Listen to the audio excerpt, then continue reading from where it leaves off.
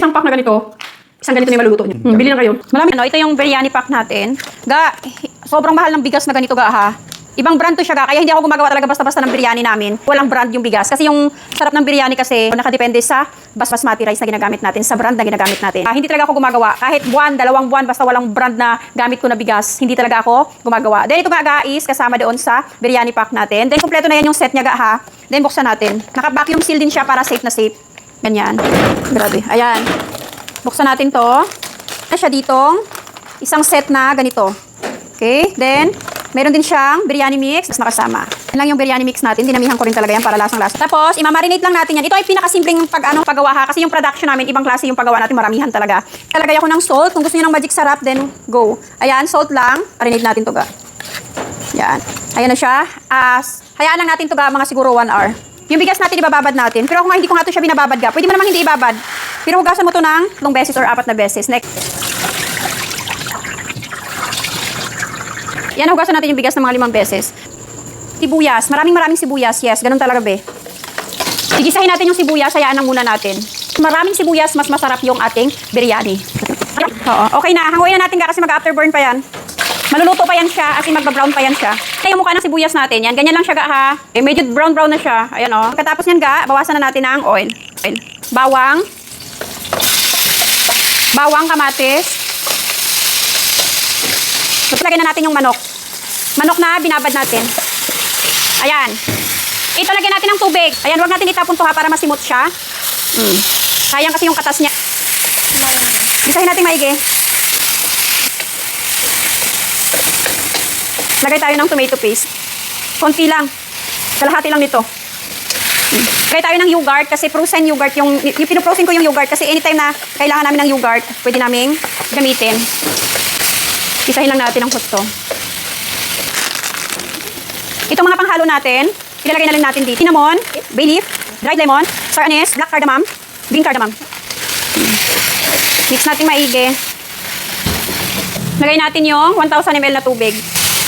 Yung tubig na yung kanina, yun yung pinaghugasan ko dun sa inanuhan natin, minarinate natin ha. 100 water. Ayan, pakuluin nyo muna. Mamaya na tayo maglagay ng mga pampalasa. Chicken powder. Kahit yung pampalasa. Chicken powder. Pampalasa. Ganyan lang siya. Tapos pwede na natin tanggalin yung manok muna. Huwag yung tanggalin yung mga spices natin ha. Kasi siya yan yung magbibigay ng lasa. Pwede yung prituhin yung manok. Pwede namang hindi. Ito yung bigas, lagay na natin. Ganito yung madali ang way para sa biryani natin. Maniwala kayo sa hindi ga. Hindi ito basta-basta na puputol yung bigas ko. Yan. Ayan ha. Kapag ganyan na yung stage niya, yung malapit na siyang, hinaan nyo na ng apoy. Yung parang paininan na apoy ga ha. Ayan na siya ga oh. Diba? Ganyan na apoy. Balik natin yung manok. Hindi munang prituhin bago mo ibalik para may parang tusta. Pero ito nga sa akin, hindi ko naging. Tayo ng raisin. Kung gusto nyo ng raisin, go. Kung hindi, di wag. Akin gusto ko ng raisin kasi manamis-namis. Lagay tayo ng sibuyas kanina na inano natin. Prinito.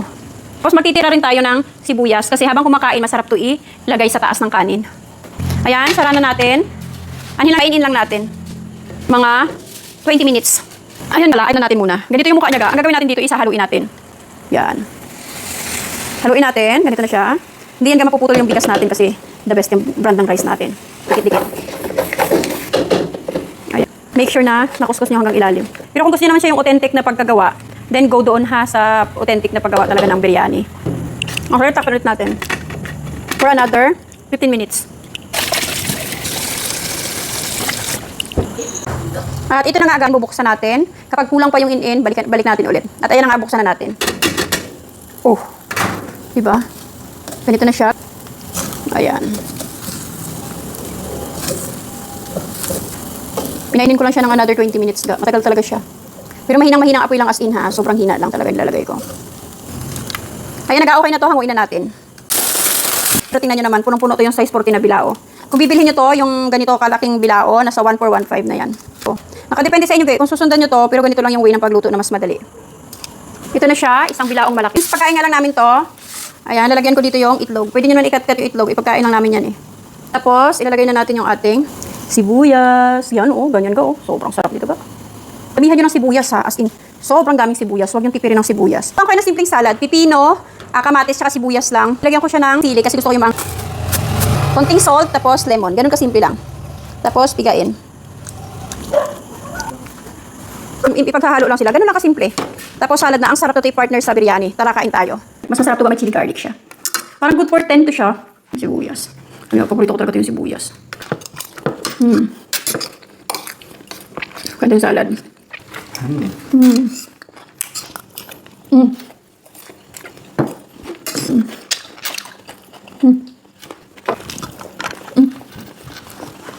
Grabe, sobrang sulit kapag bibili ka ng isang pack na gano'n. Kapag bibili ka ng isang pack na ganito, isang ganito na yung maluluto nyo. Bili na kayo. Maraming way kung paano lutuin yung biryani ha. Bahala na kayo ga. Kung gagayahin nyo to, or kung gagayahin nyo yung iba, walang problema.